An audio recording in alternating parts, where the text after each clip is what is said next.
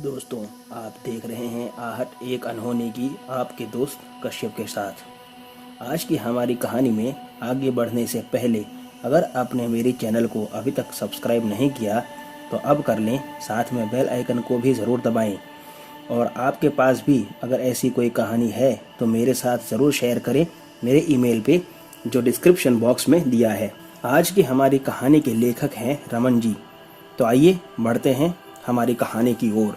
मैंने और मेरे दो दोस्तों ने मिलकर कुल्लू मनाली घूमने का फैसला लिया और हम लोगों ने कुछ ज़रूरी सामान जो ठंड के लिए ज़रूरी थे वो खरीदे और तत्काल में ट्रेन की टिकट बुक करवा ली। हमारी शाम की ट्रेन थी और हम लोग ट्रेन आने के 1 घंटा पहले ही स्टेशन पहुंच गए थे। बातचीत करते करते ट्रेन आ गई और हम अपनी रिजर्व सीट पर बैठ गए। ट्रेन अपने नियत समय पर रवाना हुई और नियत समय पर ही हमारे स्टेशन भी पहुंच गई। वहां से कैब करके हम हमारी होटल पहुंचे। होटल की बुकिंग भी हमने पहले ही करवा ली थी। जब हम होटल पहुंचे तो बाहर से होटल काफ़ी पुरानी और जर्जरित लग रही थी। तो मैंने राजेश से कहा कि इतनी भी क्या कंजूसी करना भाई, जो एकदम से बकवास जगह बुक कर दी तूने, कुछ तो ढंग की होटल बुक कराता। तभी पार्थ ने कहा कि यार ठीक है, जैसा बजट होगा वैसा ही तो करेगा ना, और वैसे भी हमें तो घूमना ही है यहाँ पर, चलो अंदर। ऐसा कहकर वो अपना सामान लेके होटल में जाने लगा तो उसके पीछे मैं और राजेश भी अंदर गए। होटल के रिसेप्शन पर एक लड़की बैठी थी जो काफ़ी थकी हुई लग रही थी। हमने उससे हमारी बुकिंग के बारे में बताया। तब उसने हमसे कहा कि सर थोड़ी देर वेट कीजिए, अभी रूम क्लीन हो जाएगा। हम लोग रिसेप्शन पर बैठे थे और उस लड़की का कामकाज गौर कर रहे थे। वो काफ़ी अलग ही ढंग की लग रही थी। कुछ देर बाद उसने मेरे दोस्त का नाम लेकर के पुकारा और कहा कि सर आपका कमरा तैयार है, आपका रूम नंबर 211 है। हम तीनों अपने कमरे में गए और कुछ देर आराम करने का सोचा। मैं सोफे पर बैठा था, मैगजीन पढ़ रहा था। पार्थ फ्रेश होने गया था और राजेश बेड पर लेटा हुआ था। तब कमरे की डोर बेल बजी तो मैंने कहा दरवाज़ा खुला है, लेकिन कोई आया नहीं। तो मैं उठ के दरवाजे पर गया, लेकिन वहाँ कोई था ही नहीं। मैं वापस आकर के बैठा ही था कि तुरंत फिर से बेल बजी।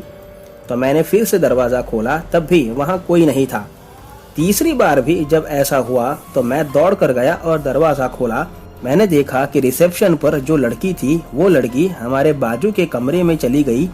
तो मैं उसके पीछे गया, लेकिन मेरी आंखें फटी रह गई क्योंकि उस कमरे में बाहर से ताला बंद था। मुझे कुछ समझ नहीं आया और मैं अपने कमरे में जाने के लिए मुड़ा ही था कि उस रिसेप्शनिस्ट ने मुझे पीछे से बुलाया कि क्या हुआ सर, आप यहाँ क्या कर रहे हैं। मैं एकदम से चौंक गया और मैंने उससे पूछा कि मैंने अभी तुम्हें इस कमरे में जाते हुए देखा था और ये तो बाहर से बंद है, तो तुम अंदर कैसे गई और अभी बाहर कैसे आ गई। उस लड़की ने मुझे कुछ नहीं कहा, बस एक डरावनी स्माइल देती हुई वहां से नीचे चली गई। ये देखकर मैं अपने कमरे में गया और राजेश और पार्थ दोनों से ये बात बताई, लेकिन दोनों ने मेरी बात अनसुनी कर दी। ऊपर से मुझे कहने लगे कि लगता है तेरी नींद पूरी नहीं हुई है, अभी थोड़ी देर सो जा ताकि तेरा दिमाग काम करने लगे। मुझे भी लगा शायद मुझे वहम हुआ होगा। फिर हम तीनों घूमने चले गए। घूमकर जब हम शाम को वापस होटल में जा रहे थे तब बाहर हमें एक बूढ़ा मिला जो हमें देखकर थोड़ा डर गया और फिर पूछने लगा कि तुम लोग कहाँ के हो और यहाँ क्या कर रहे हो और कहाँ रुके हो। तब हमने उससे कहा कि हम राजस्थान से हैं, यहाँ घूमने आए हैं और ये सामने वाली होटल में रुके हैं। तब उसने कहा कि ये होटल, तुम लोग यहाँ रहकर जिंदा कैसे बच गए, यहाँ तो वो रहती है, जल्दी से ये जगह खाली करके चले जाओ अगर जिंदा रहना चाहते हो तो। उसकी बात सुनकर मुझे मेरे साथ जो हुआ था वो सच था ये यकीन हो गया, लेकिन फिर भी मेरे दोस्तों ने मेरी बात नहीं मानी। हम जब होटल में वापस गए तब वह लड़की रिसेप्शन पर नहीं थी। हम लोग हमारे कमरे में गए और थके होने की वजह से कब आंख लग गई पता नहीं चला। आधी रात को हमारे कमरे का दरवाजा किसी ने खटखटाया तो पार्थ ने जाकर के दरवाजा खोला, लेकिन वो वहां से वापस नहीं आया। 1-2 मिनट बीत गए तो मैं एक अनजान भय से उठा और तुरंत दरवाजे पर गया तो मेरा फ्रेंड पार्थ वहां नहीं था। मैंने तुरंत राजेश से कहा कि कुछ गड़बड़ है, पार्थ कहीं दिख नहीं रहा है।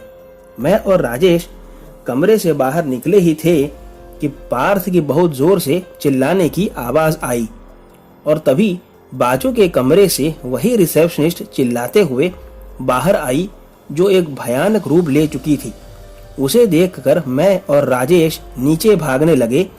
डर के मारे मैं सीढ़ियों से स्लिप हो गया और मेरी वजह से राजेश भी ढनकता हुआ सीढ़ियों से नीचे गिरा।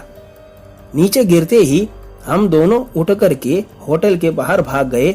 डर की वजह से गिरने का कोई एहसास ही नहीं हुआ। जैसे ही हम बाहर गए, एंट्रेंस के बगीचे में हमने पार्थ को गिरा हुआ देखा और ऊपर वही पिशाचिनी खड़ी थी जो हमें खून भरी नजरों से देख रही थी। पार्थ को हमने उठाया और उसे हॉस्पिटल में एडमिट करवाया।